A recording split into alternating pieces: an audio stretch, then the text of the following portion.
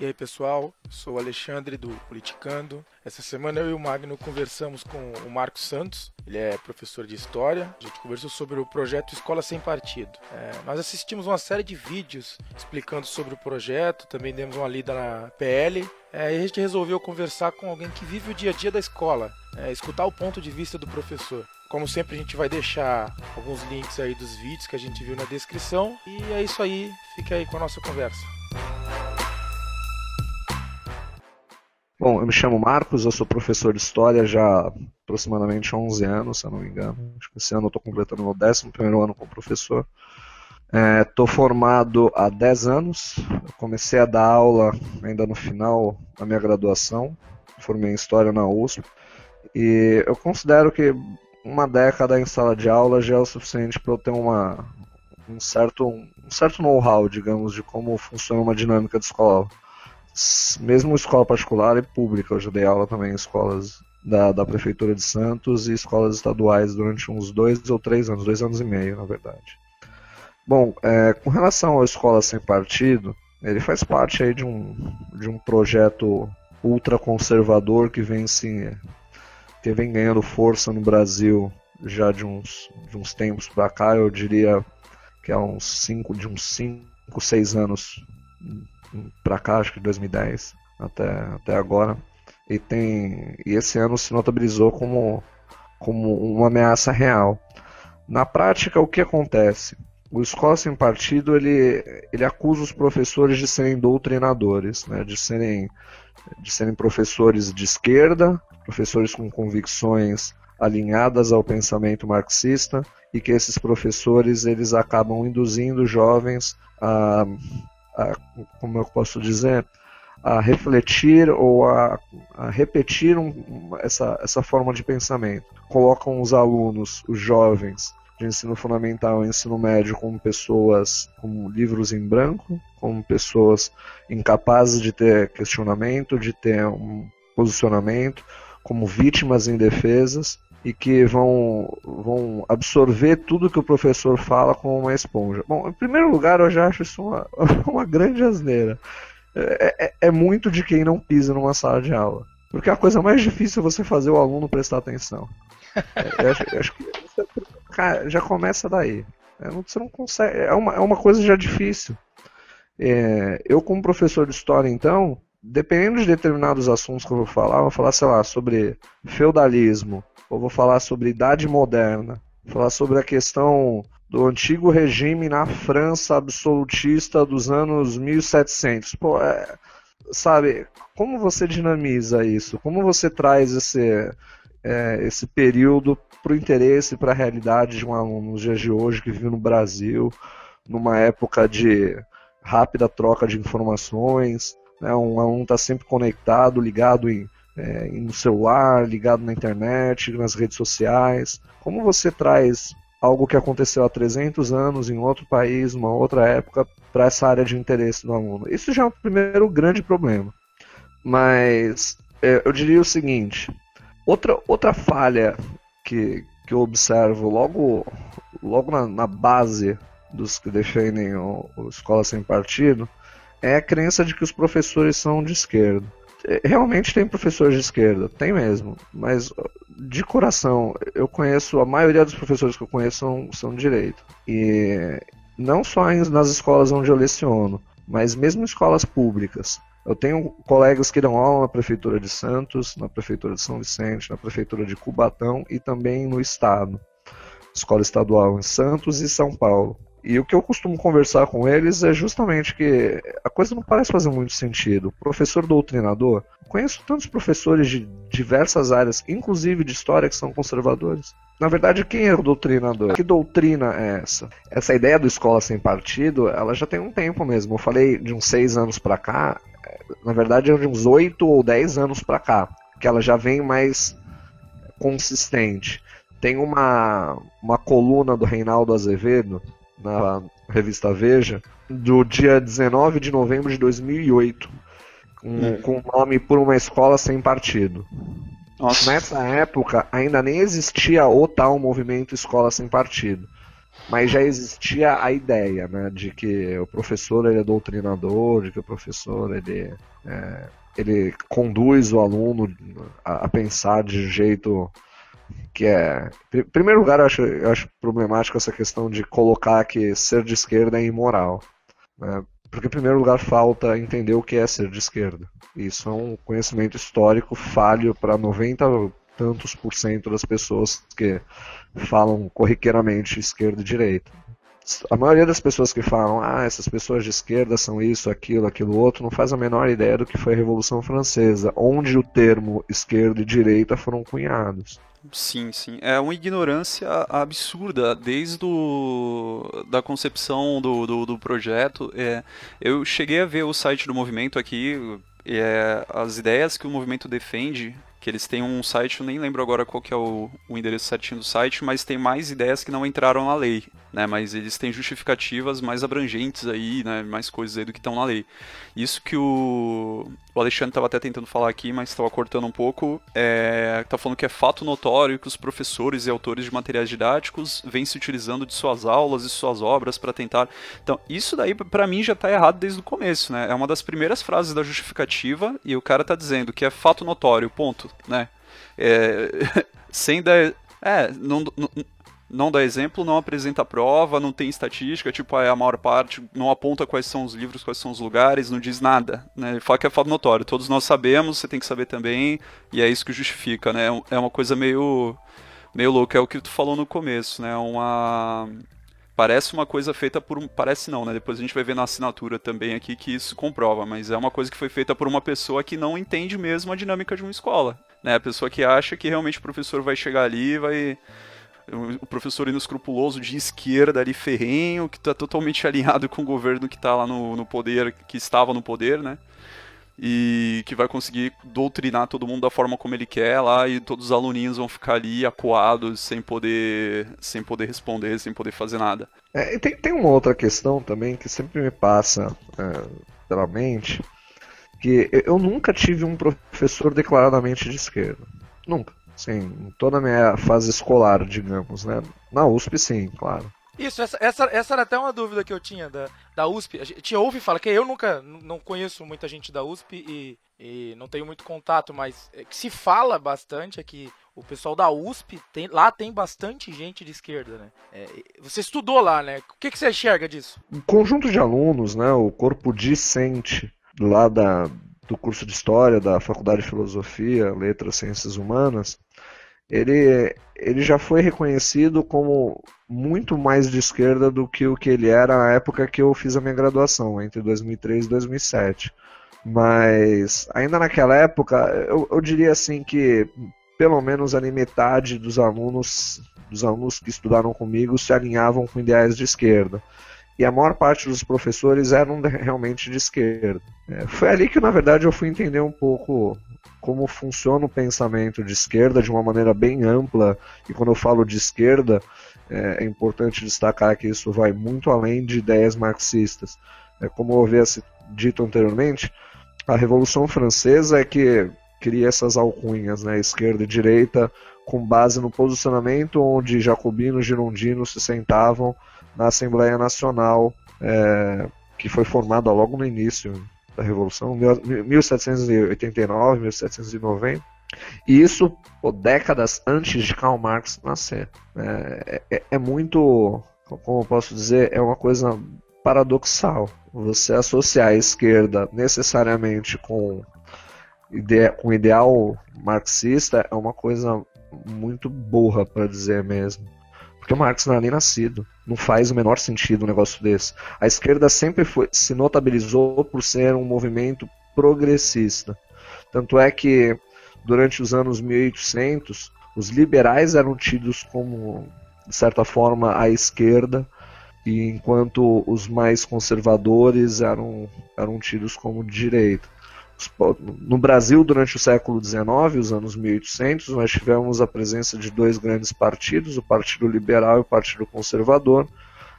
De certa forma, é como a gente tem num contexto hoje americano de Partido Democrata e Partido Republicano, no qual o Partido Democrata nos Estados Unidos, eu não vou dizer que é um partido de esquerda, mas ele tem várias virtudes ou várias características que se assemelham bastante com o de outros partidos clássicos no Brasil e em outros países do mundo que se dizem de esquerda, enquanto o Partido Republicano ele é nitidamente um partido de direita. Se você é de esquerda nos Estados Unidos, se você é uma pessoa que de certa forma admira pensadores e ideias de esquerda, mais progressistas, que defendem uma maior participação do Estado em políticas públicas, você vai votar junto ao Partido Democrata. Eu acho que esse ponto, algumas coisas nesse projeto, isso que a gente está vendo, parte muito desse mal entendimento, que é o que você está explicando agora. Tipo, as pessoas mal entendem o que elas estão criticando, o que é ser de esquerda, o que não é ser de esquerda. Só que se a gente for um pouco mais além, mesmo que o professor fosse marxista, mesmo que tivesse realmente essa defesa, foi porque o professor pode ter estudado, pode ter lido, pode ter tomado contato com os ideais, se identificado com eles. Não, realmente eu acredito nisso, acredito naquilo, ele tem uma visão de mundo dele. Isso é muito demonizado hoje em dia, e não só no ponto dele impor isso para os alunos. Né, ok, eu concordo que o professor não deva impor isso para o aluno, não deva fazer o aluno seguir isso. Isso daí eu acho que não está nem em questão. Quem é contra o projeto Escola Sem Partido não está defendendo que o professor possa doutrinar. Né? A discussão não é essa. A discussão é mais além. Né? O professor pode sim ter um posicionamento dele, não é vergonha nenhuma um professor ser de esquerda, um professor ser de direita, ou ser, sei lá o que for, desde que, né, ele não imponha isso para os alunos. Agora, o projeto parece que é um cheque em branco, né? Todo o problema do projeto é que ele é um cheque em branco para... Ele não diz quem que vai fiscalizar os professores, por exemplo, ele não diz qual que é a punição, ele não diz nada, ele é um cheque em branco para poder ser usado por qualquer coisa. E nas partes em que ele é claro, né, tirando a fiscalização dos professores, tirando isso, nas partes em que ele deixa bem claro coisas que são meio absurdas, que nem o caso do você não poder, isso daí tá explícito lá, de você não poder, né, como professor, ir contra qualquer crença, né, qualquer crença religiosa. E tem um outro ponto também que é bem crítico, são duas coisas que, para mim, me parece que foram os motivadores de verdade desse projeto. O primeiro deles foi um caso que foi postado em rede social de uma professora, não sei exatamente qual lugar, mas eu vi isso em alguns dos vídeos aí que a gente tem como referência. Uma professora que estava fazendo críticas abertamente ao Bolsonaro, ao Jair Bolsonaro. Tanto que um dos apoiadores para levar para frente esse projeto aí foi o filho dele, eu acho. Então, um dos casos foi esse, né? Isso é uma motivação verdadeira, mais do que essas motivações que estão aqui. Eu vi esse vídeo e concordo que foi um pouco exagerado por parte da professora. Eu diria o seguinte, tem muitos professores que não são bem capacitados para serem professores. Do mesmo modo que existem muitos engenheiros que não são capacitados para serem engenheiros. Existem muitos advogados que não são capacitados para tanto, e médicos assim por diante. Né?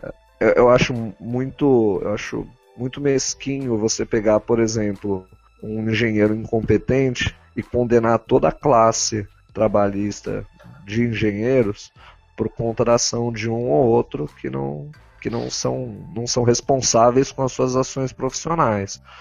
Eu reconheço que existem, como eu disse, professores que não estão à altura da importância da sua profissão, mas faz parte da estratégia de quem defende a escola sem partido se apoiar nessas exceções. O problema é que a via de regra é bem diferente. Como eu disse, eu conheço muitos mais professores que são mais alinhados à direita do que à esquerda.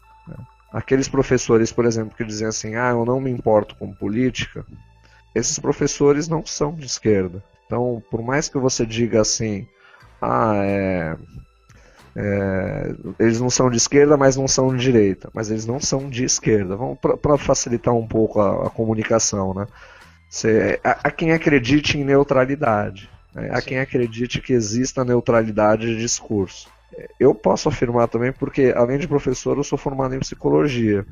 E não existe nenhum pesquisador com um certo respeito na área da psicologia comportamental e da própria psicanálise que reconheça uma imparcialidade. Aliás, muito pelo contrário. A gente entende que a profissão do psicólogo está muito associada justamente a esses conflitos pessoais que uma pessoa carrega, não só no seu dia a dia, mas no seu próprio discurso, na sua forma de pensar, de agir.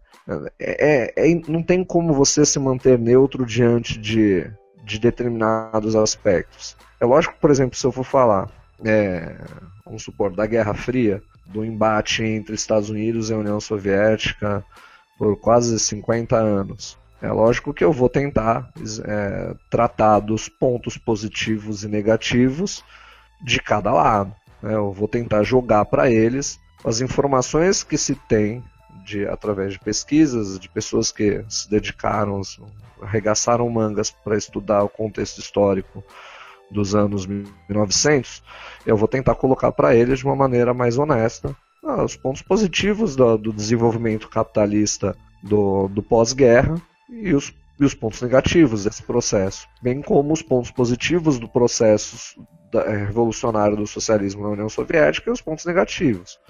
Eu não vou ficar colocando, olha, isso daqui foi melhor que isso. Cabe ao aluno fazer. O professor é um facilitador.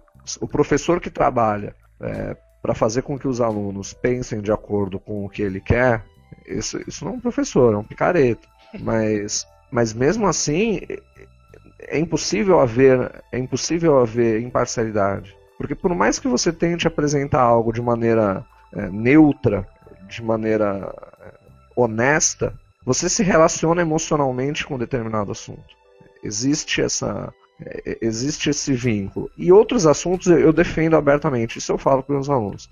Alguns assuntos eu não posso ficar em cima do muro. Não dá para eu chegar e falar sobre escravidão com eles e dizer que aquilo é algo natural. Não é natural. Não existe isso. Não dá para dizer, não, mas na época eles aceitavam. Eles aceitavam quem? O escravista aceitava. O escravo sempre aceitou? O escravo aceitava? Você mantinha o escravo com medo. Você apontava uma arma para ele. É lógico que ele vai aceitar. Até eu, se me apontarem uma arma, eu vou aceitar. Eu vou ser levado por um bandido, se me sequestrarem. Mas isso não significa que eu concordo com a ideia. Significa que eu prefiro preservar minha vida acreditando que um amanhã eu posso vir a me libertar. Alguns assuntos não dá pra gente ter uma postura neutra. Não dá pra gente falar o professor de biologia, é uma coisa que me incomoda demais, além das questões relacionadas à história, mas não dá para eu aceitar, entender um aluno que vai para uma escola e não aprende sobre seleção natural, não aprende sobre teoria da evolução. Tem que aprender, porque a gente precisa romper com esse paradigma anencéfalo de pessoas que creem que o ser humano surgiu no macaco. Não é isso. Isso é um reducionismo estúpido. É estúpido demais. Um ponto crítico do projeto que a gente estava falando agora, né, que ele é uma carta, é um cheque em branco, né, para ser usado para várias coisas, inclusive para isso, porque você falar que o homem evoluiu, que o homem não surgiu do macaco, você está indo de encontro com a crença de várias pessoas, né? Eu não sei se aqui no Brasil existe um movimento criacionista tão forte como nos Estados Unidos, mas eu sei que lá fora existe mesmo um movimento organizado criacionista, de pessoas que realmente acreditam a sério nisso e defendem que seja ensinado na escola. E aqui no Brasil isso daí está abrindo chance para isso, né? Para colocar em pé de igualdade, e no projeto fala que esse tipo de coisa você teria que dar o mesmo espaço que você dá, a mesma importância e o mesmo espaço que você dá para falar sobre uma versão, você teria que falar sobre a outra. Quando uma é científica e tem todo o embasamento científico por trás dela, e a outra é uma visão daquela religião que não tem embasamento científico nenhum. Só uma coisa, o que você tá falando, faz parte da PL, é o segundo inciso do artigo 5º? Deixa eu só dar uma olhada que eu acabei de passar por ele agora há pouco. Que fala, não favorecerá ou nem prejudicará ou constrangerá os alunos em razão de suas convicções políticas, ideológicas, morais ou religiosas ou da falta delas? Tem o quarto aqui, que ao tratar de questões políticas, socioculturais e econômicas, apresentará aos alunos de forma justa as principais versões, teorias, opiniões e perspectivas concorrentes a respeito. Você tem que dar o mesmo espaço, né, quando você estiver falando sobre política, sociocultural, economia, você tem que dar o mesmo espaço para as duas versões, mesmo que uma delas esteja mais comprovada do que a outra. E tem algum outro aqui, não favorecerá nem prejudicará alunos, não, esse aqui é de moral religiosa, né, ou da falta delas, ok, isso aqui. Então, a teoria criacionista, por exemplo, ela não é científica? Eu ouvi falar que era, né? É científica, mas tem algum outro ponto aqui que ele estava falando sobre você ir contra a moral religiosa. Eu não sei exatamente, deixa eu só dar uma olhada aqui. O ponto que eu vi que fala é, e aí eu concordo, né? Favorecer ou prejudicar ou mesmo constranger um aluno por conta de posição política, ideológica, moral, religiosa, não, né? Isso realmente o professor não deve fazer. O problema é ele dar ele dá liberdade, é que nem se a gente for seguir, por exemplo, a gente é ótimo em analogia, né? No podcast a gente sempre acaba caindo nas analogias, mas se a gente for usar o exemplo do engenheiro que o Marcos falou, seria como o engenheiro ser julgado por pessoas que não são engenheiros, que não entendem nada de engenharia. Eu pegar o caso da ciclovia que caiu lá no Rio de Janeiro e eu querer condenar, sei lá, tipo, a culpa é do pedreiro. Eu acho que a culpa é do pedreiro. Sei lá, tipo, eu julgo, eu digo e acabou, tá ligado? Quem que decidiria se foi dado o mesmo espaço pros dois lados? Ah, então, pois é, não fala. Essa que é a questão, tá incompleto, não fala, né? Não fala nem se vai ser alguém com credencial ou não fala. Não fala se vão ser pessoas que entendem de história, ou de filosofia, ou de, sei lá, é esquisito, né? É bem esquisito. Provavelmente um grupo de magistrados que tem uma fobia tremenda de pautas progressistas, que morre de medo de palavras como feminismo ou cultura de gênero ou qualquer outro movimento que seja de grupos minoritários, né? Por exemplo, uma coisa que também faz parte desse universo, a questão das cotas. Qualquer juiz que tenha uma postura mais conservadora, portanto partidária no sentido de tomar partido, né? Qualquer juiz nesse sentido condenaria um professor facilmente. Num país onde existem juízes que exigem serem chamados de doutores, enquanto sabemos... Não só juízes, né, cara? Tem muita gente que exige ser chamado de doutor. Essa semana mesmo teve um caso de um juiz que recorreu todas as instâncias até chegar no STF porque ele queria que o porteiro do prédio dele chamasse ele. Esse caso foi um caso bizarro, né? E o porteiro perdeu. E o porteiro perdeu. E assim, uma pesquisa rápida no Google não vai mais de 5, 10 minutos. Não vai mesmo. Vocês vão perceber que o termo doutor ele foi cunhado lá pelos anos 1800 com uma forma de distinção de classe para aqueles que eram formados em direito na Europa e exerciam um cargo de advogados e juízes no Brasil. Para você ter uma questão de distinção social, né? Só que a Constituição brasileira, desde a primeira Constituição Republicana de 1891, ela acaba com todas as leis que defendiam privilégios de grupos sociais. Doutor, na prática, é apenas a pessoa que tem um doutorado, né? Até nos Estados Unidos é assim, tanto é que médicos nos Estados Unidos, eles são medical doctors. Então, é o PhD que é de fato o doutor acadêmico, e o médico é chamado lá de MD, né, o medical doctor. Aqui no Brasil a gente usa o termo doutor para qualquer pessoa que se considere distinta na sociedade. Superior, Exatamente. Eu já fui mal atendido por uma médica porque eu não chamei ela de doutora. A partir do momento que eu não chamei ela de doutora, eu percebi que ela começou a me tratar mal, de forma ríspida. Esse é um lugar que não é legal você tratar a pessoa mal, tanto quanto o restaurante, né? Você tratar mal o garçom do restaurante que tá fazendo tua comida. Não, mas então, na verdade ela tava me tratando mal. Eu só não chamei ela de doutora, eu chamei ela pelo nome dela, só isso. Eu acho que não tem problema nenhum em você chamar uma médica de senhora ou um médico de senhor. É um médico e por si só já é uma profissão notável, sabe? Muito respeitado. Não tem desrespeito nenhum nisso, né? De não usar o termo doutor. Não faz pra mim não faz o menor sentido, só por uma questão de ego, né? Uma questão... eu acho que se a pessoa se sente confortável em chamar, tem muita gente que realmente está acostumada a chamar. Tudo bem, não é um problema. Agora, o médico exigir isso... Agora, deixa eu te fazer duas perguntas, Marcos, que eu fiquei curioso do começo. Primeiro, você começou a dar o contexto histórico lá de esquerda, direita e tal, né? Revolução Francesa, etc. Eu queria saber o que você enxerga como direita ou esquerda hoje no Brasil, desse cenário que a gente está vivendo. O que você enxerga que são as pessoas alinhadas à esquerda e alinhadas à direita no Brasil hoje? E já emendando, Você tá falando do lance de assuntos, tem determinados assuntos que você não consegue ser neutro na sala de aula e etc, que você realmente tem que expressar a sua opinião. Eu queria que você, na tua opinião, qual que é o limite que o professor tem para expressar a opinião dele, né? Até onde ele pode ir para mostrar que aquilo é uma opinião ou que ele tá ensinando alguma coisa, ensinando a matéria mesmo, o conteúdo programático. Tá, então vamos lá. O que é a esquerda hoje no Brasil? Eu acho que a esquerda ela é o que ela sempre foi desde muito tempo, e ela abarca muitos grupos. Grupos com os quais eu concordo, grupos com os quais eu discordo.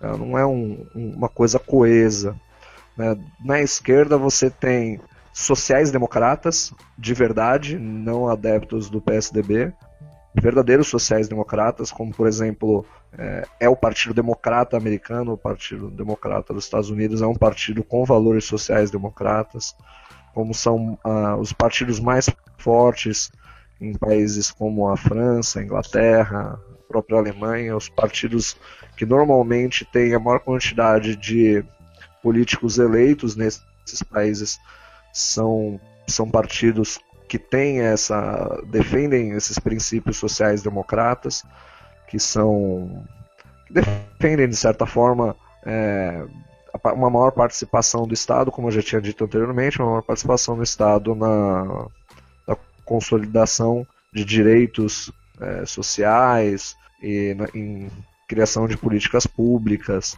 né, na manutenção de uma qualidade de atendimento público com um certo grau de excelência, uma previdência pública que tenha um funcionamento adequado, um sistema público de saúde que seja admirável. Se vocês fizerem uma pesquisinha também na internet sobre como funciona o sistema público de saúde na França, na Inglaterra, na Alemanha, vamos tomar esses países capitalistas como exemplo, vocês vão ver que difere bastante do projeto que as pessoas de direita, os grupos de direita que se alinham um pouco mais com o neoliberalismo, tendem a defender. Eu me considero mais um social-democrata.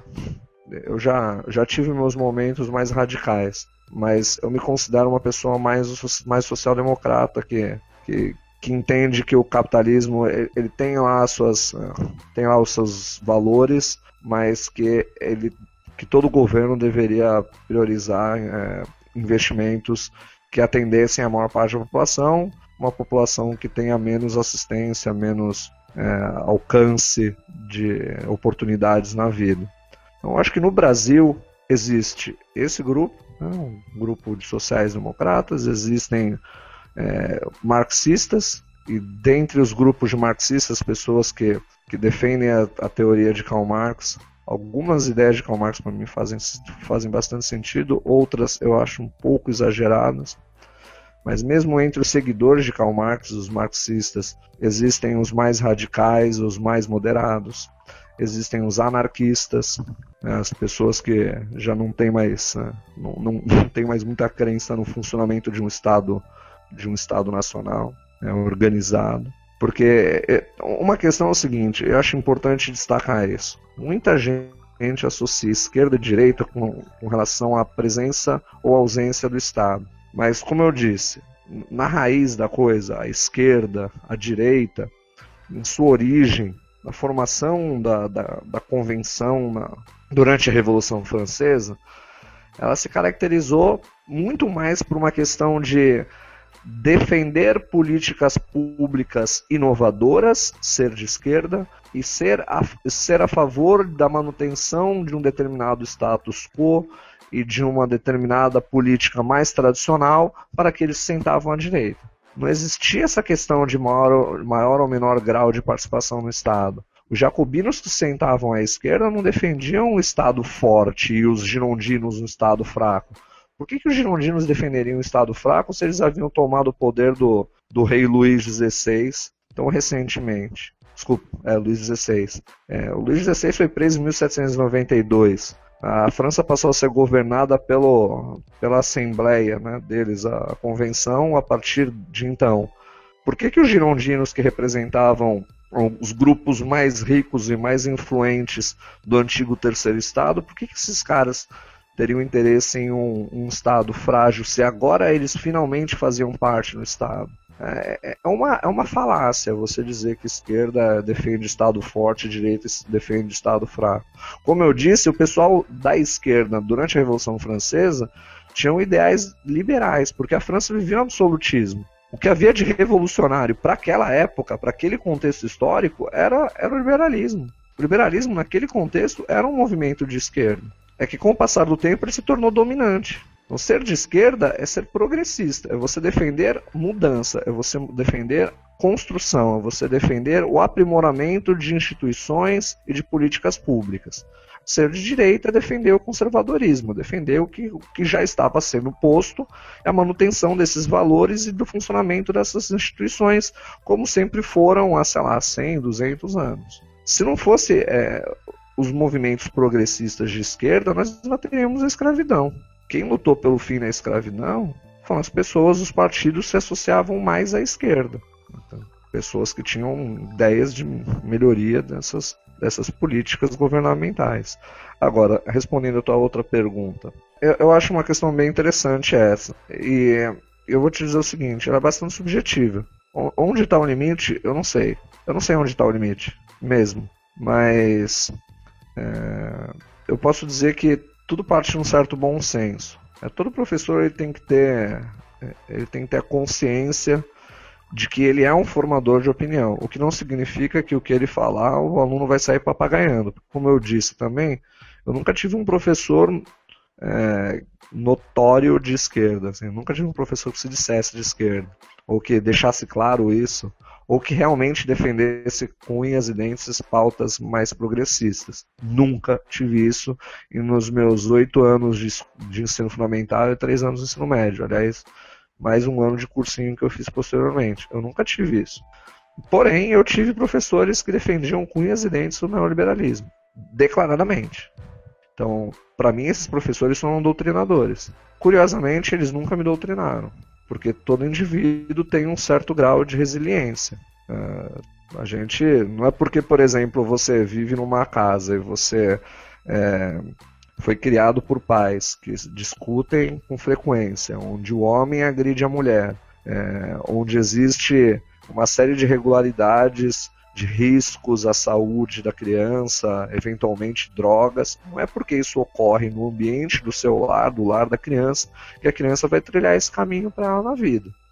Depende de cada pessoa o grau de resiliência que ela tem, de capacidade de absorver aquilo e se deixar influenciar por aquilo, ou fazer aquilo um trampolim, um potencial transformador para a sua própria persona, para ele mesmo, né? Para o seu próprio desenvolvimento. Então, até onde um professor pode ir ou não? Eu acho o seguinte, mais uma vez, eu não defendo, aliás, eu não acredito que haja imparcialidade, mas como todo professor, todo jornalista deveria pensar que a imparcialidade é algo inalcançável, mas é algo que a gente deve tentar buscar em alguns pontos, né? Por exemplo, eu penso como fazendo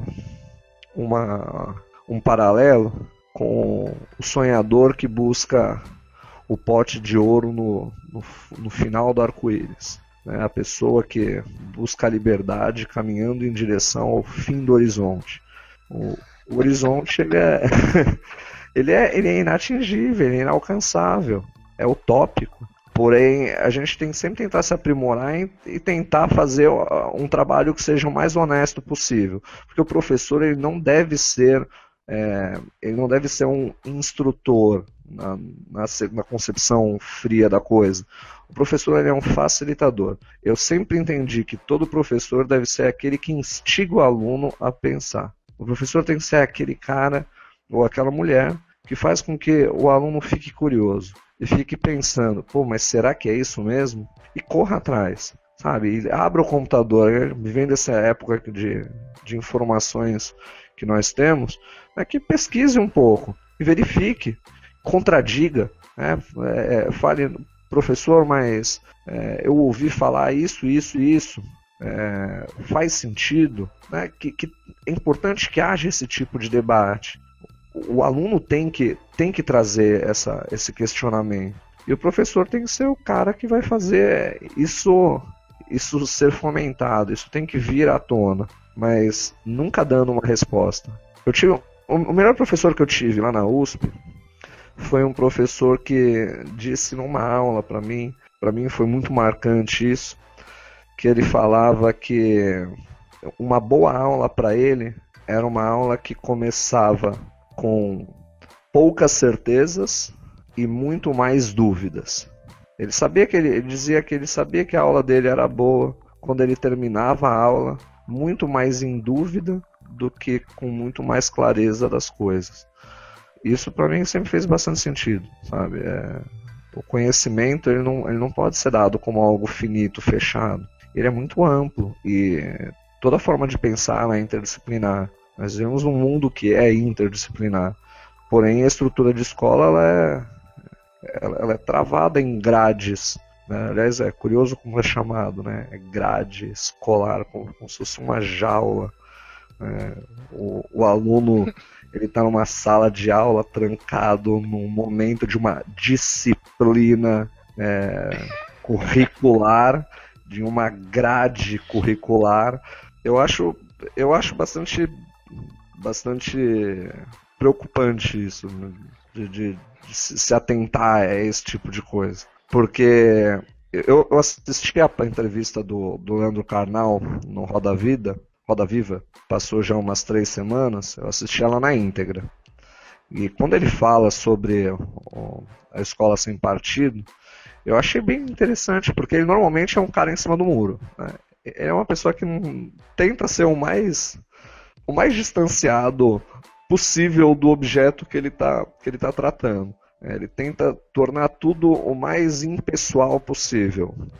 Mas quando entra nesse tema, ele assume uma postura pessoal. Ele fala assim, olha, isso aqui não tem como concordar. Não tem como a gente ser a favor de um pensamento assim. E no final da fala dele sobre a escola sem partido, ele conclui. E se existem professores que de fato sejam, vamos dizer, doutrinadores, né? que sejam um pouco inescrupulosos com relação às suas próprias ideologias e acabem transmitindo isso de uma maneira mais evidente para os alunos. Ele comenta assim, se existir, é importante que exista, porque o mundo é plural, porque o aluno vai ter que se deparar com isso em sociedade, não só com esse pensamento, mas com inúmeros outros pensamentos divergentes. É importante que exista isso. Como eu disse, nunca tive professores de esquerda, mas eu tive professores que defendiam com unhas e dentes pensamentos mais conservadores. E nem por isso eu me tornei uma pessoa conservadora. E eu admiro esses professores. Eles tiveram uma importância tremenda, porque eles me fizeram pensar. Acho que o ponto tá bem aí, né?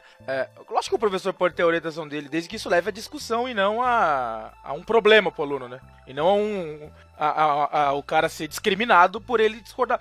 Eu como aluno, né? Não sou professor. Como aluno, que eu sentia falta muitas vezes numa sala de aula é o professor não dar margem para discussão, em quase nada. A maioria eu tive muitos professores, muitos mesmo, que eles eram extremamente autoritários e não havia discussão.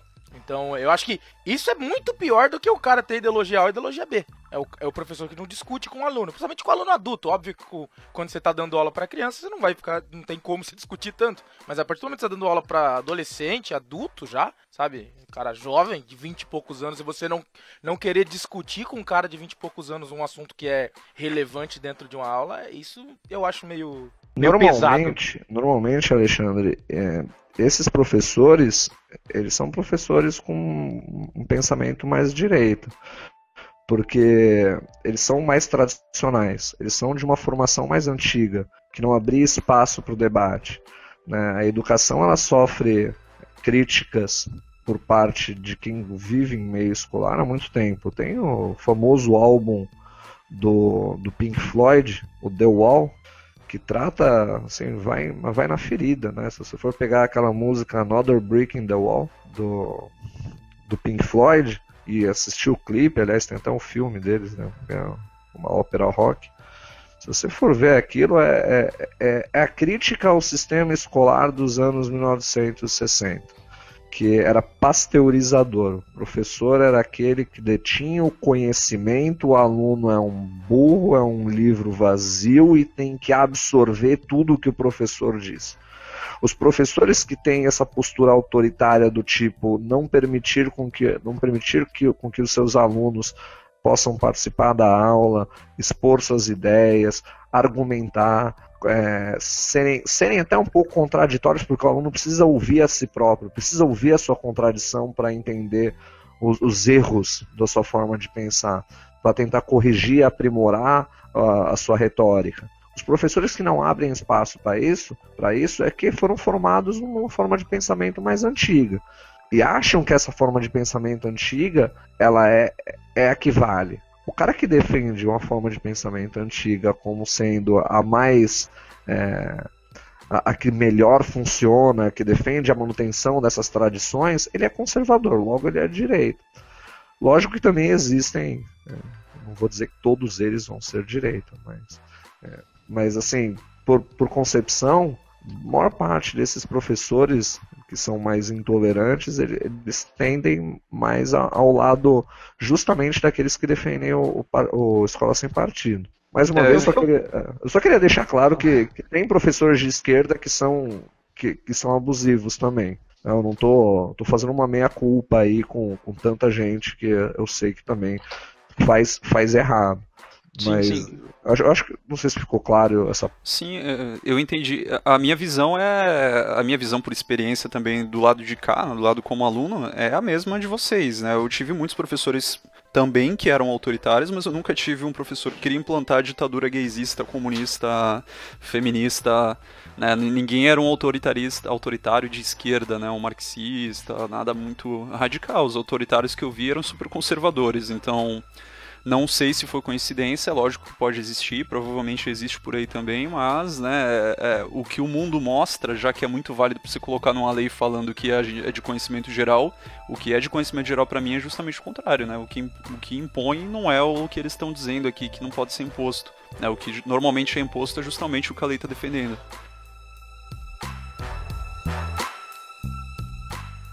A partir desse episódio, em todo final de programa, nós vamos fazer uma rodada de indicação com os participantes. Vale qualquer indicação, série, livro, música, opções de lazer, enfim, qualquer coisa que vale a pena indicar para um amigo. Eu recomendo que assistam Cosmos. Já me disseram, alguns ex-alunos já me disseram que assistiram ao original, que é de 1980, apresentado por Carl Sagan, também muito bom. Eu tô no meio da atual, que é de 2014, apresentada por Neil deGrasse Tyson. Assim que eu concluir essa série, eu vou partir para a primeira, lá de 1980. Eu acho que vale bastante a pena, eu acho que toda forma de conhecimento, de aprendizagem, ela tem muita validade. Eu acho que a gente não deve se prender apenas aos nossos gostos pessoais. Eu acho que a vida da gente é muito curta para a gente se dedicar apenas a uma área do saber. Eu sou um pouco assim, eu sou uma pessoa que é muito curiosa com tudo que existe por aí. Legal. Se eu puder passar um pouquinho dessa minha curiosidade para meus alunos, eu acho que eu já fiz muito. Mas sem dúvida.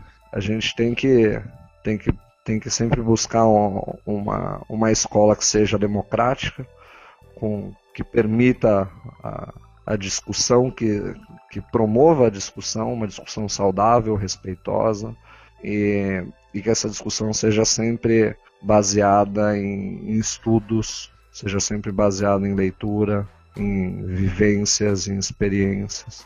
E é isso, eu queria agradecer aí o pessoal ao Alexandre e o Magno, né, pela grande iniciativa. Eu acho muito, muito válido essa questão de colocar em pauta temas polêmicos, apresentando pontos de vista variados.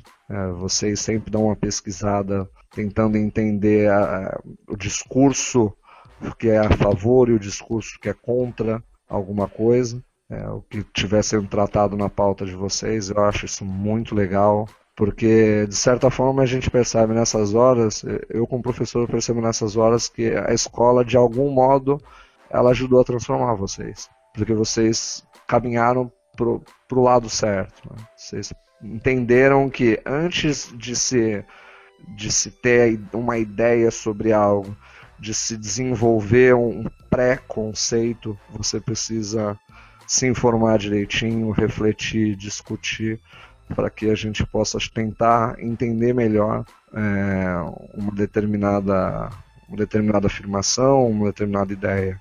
Então, parabéns para vocês e um grande prazer aí estar participando desse projeto. Valeu, Marcos. Obrigado por ter participado também. Obrigado por gastar o teu tempo aí ensinando um pouquinho pra gente também. Não, que isso. Ô Magno, só pra gente continuar no clima, faz uma indicação aí. Cara, eu tô na modinha, eu vi Stranger Things também, acabei de ver agora, eu gostei muito de Stranger Things, vale a pena ver pra quem gosta das bandas aí que fizeram parte da trilha sonora, tem muita coisa de Joy Division, The Clash, uma parte de influência de vários filmes dos anos 80, tipo ET, e por aí vai, né? Stephen King pra caramba também, tem muita coisa legal no Stranger Things, vale a pena assistir. Eu vi Cosmos também, eu não terminei de ver, preciso terminar de ver, mas super recomendo também, endosso a recomendação aí do Marcos. E eu acho que é isso, cara, de série eu recomendaria Stranger Things, e teve, pra quem gosta de ficção científica também, eu recomendaria Predestination, o Predestinado, eu acho, ou Predestinado, é um filme de 2014, não é tão conhecido, mas é um filme de ficção científica muito bom pra quem gosta de viagem no tempo. Também vale a pena ver, não é tão conhecido, mas é legal pra caramba também. Só pra fugir um pouco da modinha, né, do Stranger Things, mas...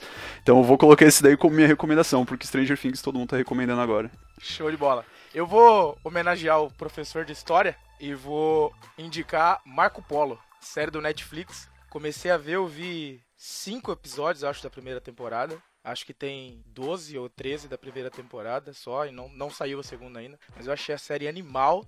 Não conheço os atores, nunca tinha visto, mas os caras... Assim, muito ator do próprio Oriente, então não são caras muito conhecidos. Mas, cara, achei a série muito louca. Não sei também se o embasamento histórico dela é bom, porque eu não conheço, não sou muito ligado em história, mas eu achei a série muito boa, muito boa. Acho que vale a pena assistir.